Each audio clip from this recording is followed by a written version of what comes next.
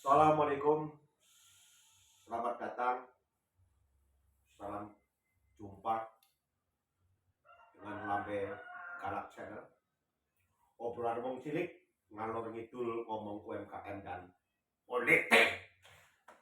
Bersama saya Rahman Margono. Ya. Sore hari ini saya memperkenalkan Lambe Galak Channel. Ini obrolannya orang-orang cilik, mungkin tidak menarik, suasananya juga tidak cantik, makanya jangan dikritik. Oke, teman-teman, pemirsa, sahabat saya dimanapun Anda berada, sore hari ini saya ditemani dengan orang spesial ini, ya, aktivis 98 DPR RI, beliau Adian Pitu Telu. Wah, selamat datang Mas Adian. Selamat datang. Iya, apa kabar? Baik. Sehat ya? Alhamdulillah. Ini Bang Adian Pitu Telu ini dari Banyumas. Ya, jadi channel ini berada di Banyumas. Hari ini kita ngobrol-ngobrol tentang politik dulu ya, yang lagi rame ya Bang Adian ya. Politik-politik ada di Banyumas. Iya. Ya, karena kita orang Banyumas, untuk sore hari ini kita ngobrol tentang di Banyumas. Bagaimana kondisi perpolitikan di Banyumas saat ini Bang Adian? Kalau kemarin waktu calon bupati belum mendaftar memang dan sepi ya. Tapi setelah calon bupati sudah mendaftar, sudah ada rekom dari partai, itu beliau Bapak Sateo, sekarang sudah mulai hangat. Sudah mulai hangat. Sudah mulai hangat. Oke, apakah mungkin PDI Perjuangan di Banyumas bisa memenangkan pilkada ini Banyumas? Pasti bisa memenangkan. Seberapa jauh? Walaupun kemarin ada rumor bahwa ada yang menyuarakan bahwa di Banyumas coblos kota kosong, itu bagi saya tidak masalah. Berarti di Banyumas ini calonnya hanya satu Bapak Satrio berpasangan Dwi Lintardi ya. dari PDI Perjuangan. Iya, dari PDI Perjuangan. Terus yaitu Bapak Satrio. Kimplasnya bagaimana Kimplasnya? Kimplas sementara tidak berfungsi kalau di Banyumas, karena di Banyumas itu terkenal kandang banteng, Mas. Maksud Bang Adian berarti Kimplas ini sekarang semua gabung dengan PDI Perjuangan. Betul. Jadi partai lain tidak ada yang mencalonkan. Tidak ada, mungkin karena takut atau ada masalah politik yang lain, kita kurang paham. Bermakna di Banyumas nanti pilkadanya satu calon tunggal lawan kota kosong. Betul. Otak kosong apa otak kosong itu saya. Bisa otak kosong, bisa Otak kosong. Iya, Oh, otak kosong. Ini berarti Bang Adian bisa menyampaikan kepada saya, Kimplas tumpas di Banyumas begitu ya? Betul. Gitu. Kalau di pemilihan bupati seolah Kimplus atau Kimplas itu tadi Tumpas. condong ke Bapak Satrio Tri Lastiono. Hebat ya Pak Sadeo PDI Perjuangan. Hebat. Beliau orangnya merakyat ya. Semedulur, kalau bahasa ngapalnya semedulur kan. Menurut saya dan itu telu. Ini yang saya menarik begini Bang Adian, saya menarik ini kalau di daerah lain, di provinsi-provinsi lain, di kabupaten kota lain, itu PDI Perjuangan itu diasingkan. Semua pilkada itu gabungan dari Kimplas. Ternyata di Banyumas ini Kimplas itu malah gabung dengan PDI Perjuangan. Ya, mungkin masyarakat sudah mulai cerdas, Mas Rahman, karena kemarin sempat ada tagar bahwa tenggelamkan PDI Perjuangan. Tidak semudah itu, Mas Rahman, ya. Tidak semudah itu.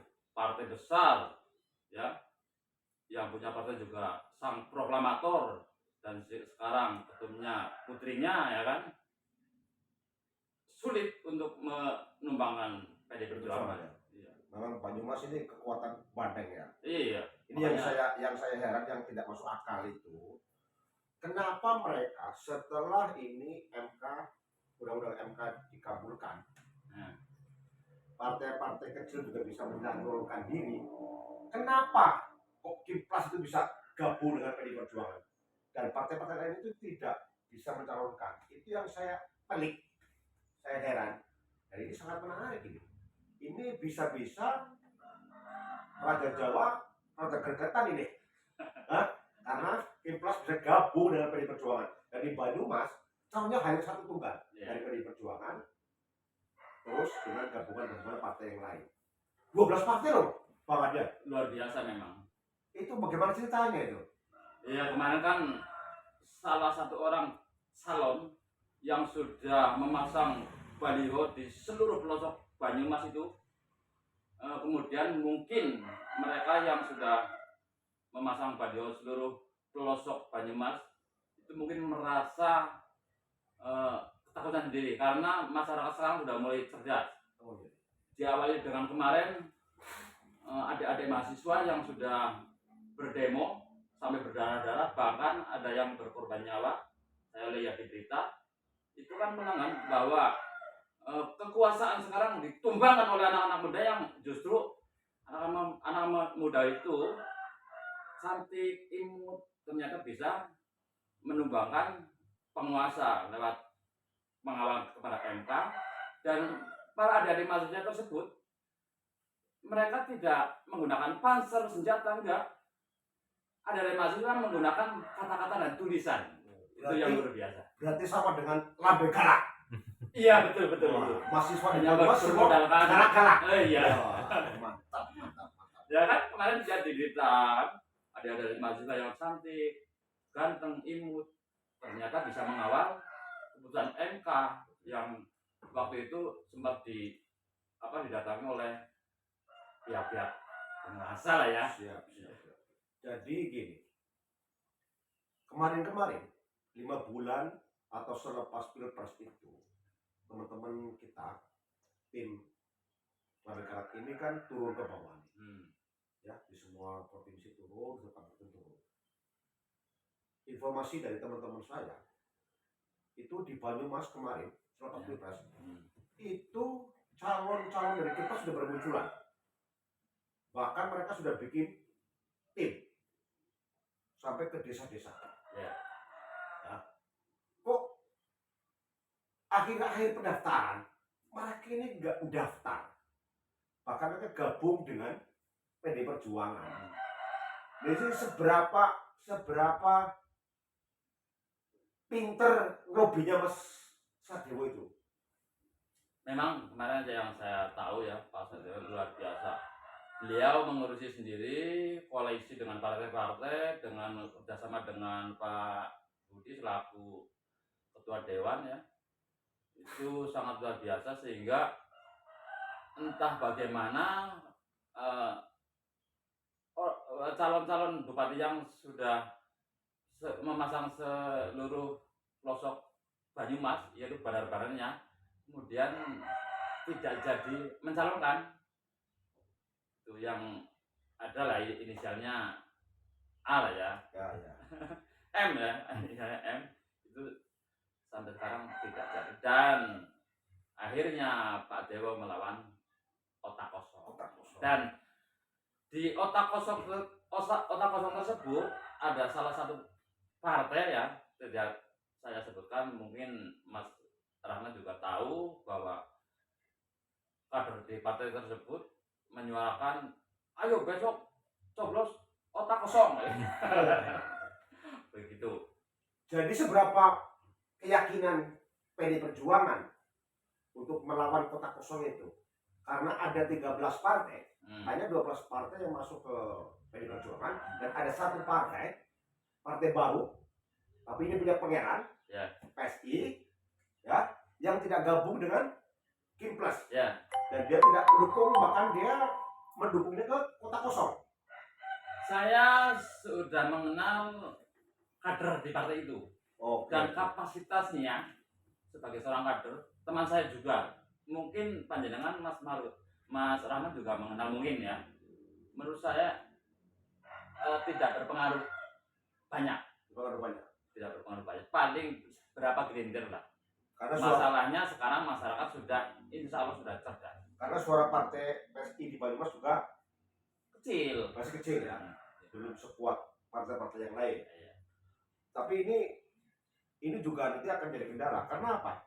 Kalau teman-teman saya survei dari tim Labe Galang ini, nanti antiknya, menariknya di Banyumas ini, kalau di Banyumas PD Perjuangan didukung koalisi dengan Kimpres, Banyak partai ya. semua partai masuk ke PD Perjuangan. Tetapi di Jawa Tengahnya ini Mas Adya, di Jawa Tengahnya PD Perjuangan sendiri. Ya. Kimpres ini menyalonkan mantan Kapolda Jateng, Ya, Ahmad Lutfi. Lutfi ya, Ahmad Lutfi. Ya. dan lawan dengan mantan Kapolri Jenderal Andika. Nah ini menarik karena di Jawa Tengah Andika ini didukung oleh PD Perjuangan sendiri. Ya.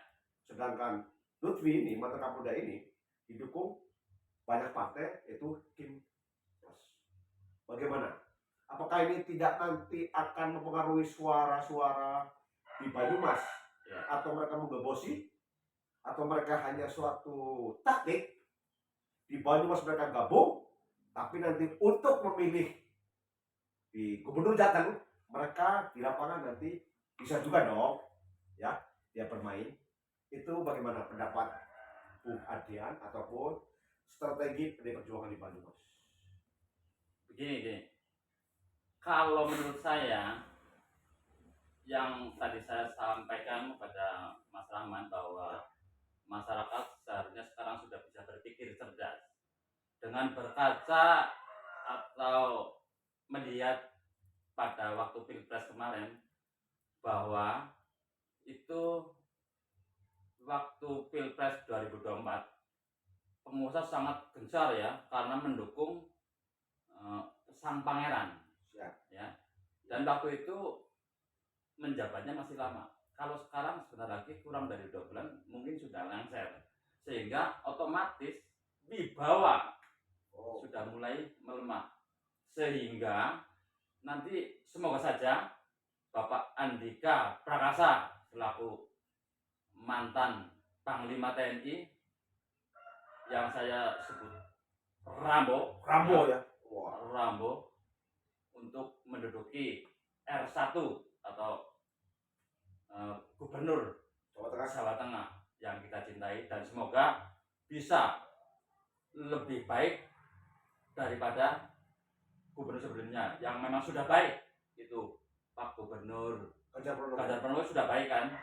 Di situ Pak Gubernur Ganjar Pranowo bisa memberantas pungli. Waktu itu sidang langsung di Jembatan Timbang, pegawainya sampai malu kan disidang langsung oleh Pak Ganjar Pranowo. Kemudian ini apalagi Pak siapa tadi, Panglima Pak Andika Perkasa, otomatis lebih tegas lagi. Karena bintang 4. Betul. Dan dia asli Magelang. Betul. Iya. Jadi narasi yang ditulis di podcast teman-teman yang lain itu bahwa di Jawa Tengah nanti akan pertarungan Rambo dan Sambo. Cocoknya itu. Wah, mantap. Ini jadi pertarungan di Jawa Tengah ini Ibu Mega ini sangat cerdik ya. Kalau kemarin itu, kalau Bu Mega itu seorang perempuan yang sangat kuat, Mas Rahman ya, karena tidak bisa digoyang, tidak bisa dipengaruhi apapun, walaupun diiming-imingi. Nah itu waktu itu penguasa meminta tambah jabatan kan 3 periode, hanya Bu Mega yang mengatakan tidak. Ya kan? Seharusnya kalau masyarakat yang sudah mulai cerdas dan jangan apatis lah, ini saya sampaikan kepada masyarakat ya, jangan apatis kepada berita-berita politik karena itu penting, bisa mencerdaskan masyarakat.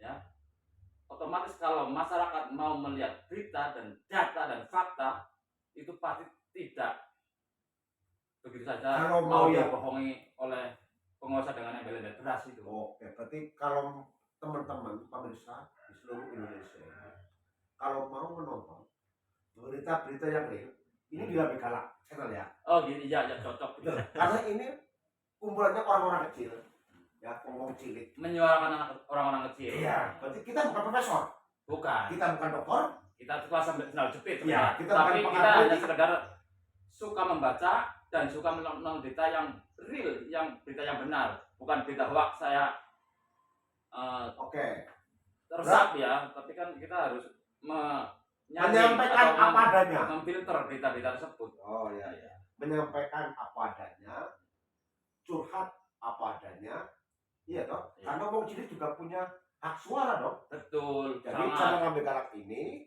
nanti kita akan pertemukan wong-wong cilik yang mau menyuarakan pendapatnya, yang punya unek-unek, yang mau curhat, yang mau kritik, boleh di sini.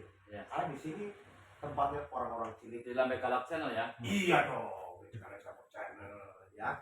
Kita orang cilik itu kita punya hak suara juga, meskipun kita bukan dokter, bukan Bukan profesor, profesor, betul. bukan pakar politik, Bukan sarjana juga. bukan ya. Kita hanya orang-orang cilik. Tapi waduh saya keren ini Mas Ardian nih. Saya pinjam nih Mas Ardian. Saya pinjam kemarin saya ketemu pakar politik di Jakarta. Katanya jasnya nggak dipakai, terus dipindahkan ke saya. Terus saya WA, udah buat Mas Rahman saja. Keren nggak Mas Ardian? Keren. Tapi ini bukan dari partai ya. Bukan dong. Itu warna apa Bu? Ungu ini bukan partai. Bukan partai. Ini tempatnya orang cilik yang ingin menyuarakan suara. Ya ngobrol-ngobrol saja lah kalau gitu tentang politik. Ya apa yang kita tahu, apa yang kita dengar, apa yang kita rasakan disampaikan di sini. Ya.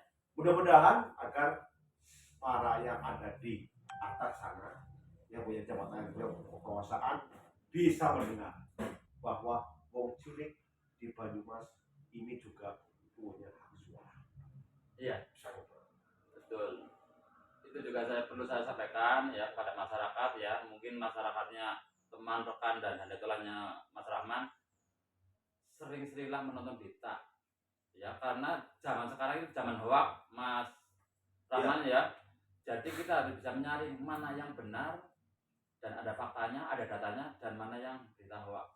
Itu kebanyakan masyarakat sekarang itu apatis dengan berita atau bacaan-bacaan, sehingga ketika suara hoax masuk langsung dipercaya, itu yang sangat bahaya. Ya, karena kita orang kampung ya, orang Iya. desa.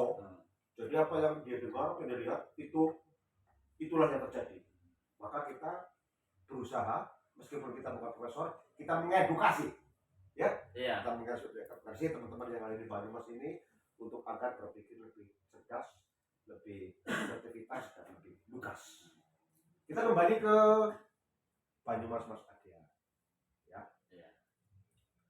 Ini kalau pengalaman di tempat-tempat lain, bahkan kemarin Ahok statement di Jakarta, Basuki Cahayapurnama. ya, Bang Ahok itu menyampaikan kalau Ridwan Kamil kemarin lawan kota kosong di Jakarta, Ya. itu bisa kalah. Itu bisa kalah. Terus di Banyumas bagaimana Bang Ardian?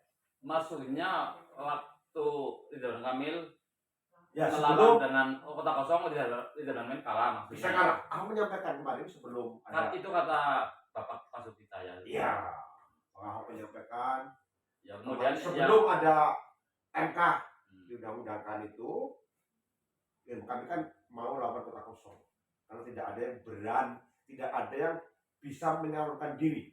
Karena PD Perjuangan butuh satu partai lagi untuk gabung, tapi tidak ada. Nah, makanya kalau terjadilah Ridwan Kamil melawan kota kosong, Ahok menyampaikan kalah Ridwan Kamil dan kota kosong itu bisa menang. Dan ini akan terbalik di Banyumas. Apakah kota kosong nanti bisa menang di Banyumas saja? di Banyumas Iya. itu tidak akan mungkin. Oh, begitu. Menurut Confident sekali Bang Ardian. menurut saya tidak akan mungkin. Confident sekali ya. Iya, karena saya yang pertama melihat kapasitas yang mendukung otak kosong itu tadi. Saya kenal orangnya, individunya ya, karakternya juga sepertinya tidak punya banyak teman lah, paling beberapa gelintir.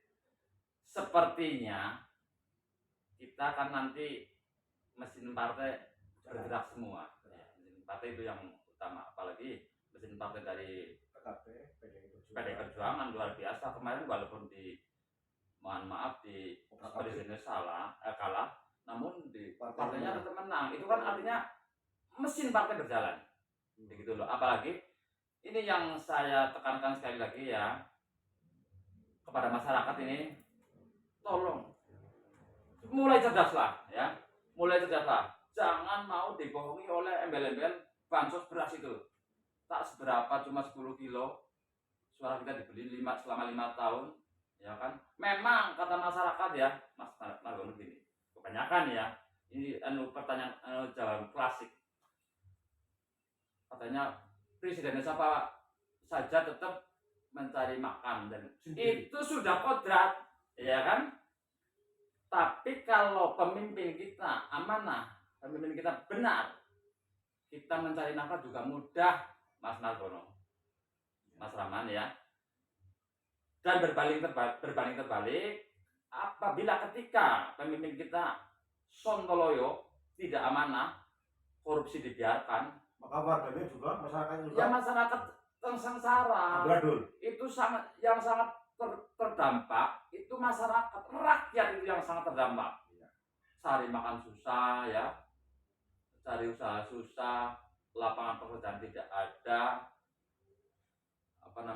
pajak naik ya, segala macam naik. Sekarang beli di supermarket saja ada pajaknya, itu termasuk plastik, itu harus beli, begitu loh. Makanya saya sampaikan kepada masyarakat yang menonton channel kami, channelnya Mas Rahman Lambe Galak, tolonglah jangan apatis menonton berita ya. Apatis tahu nggak? Apatis itu cuek lah, nggak urusan sama politik. Emang gue pikirin Ya jangan emang gue pikirin, jangan emang EGP ya. Tapi kita harus bisa melihat berita yang benar, jangan mau dimasuki oleh berita-berita hoax yang tidak benar, bahwa taunya goyang emosi kemarin yang Torangga sih, janganlah. Jangan musim.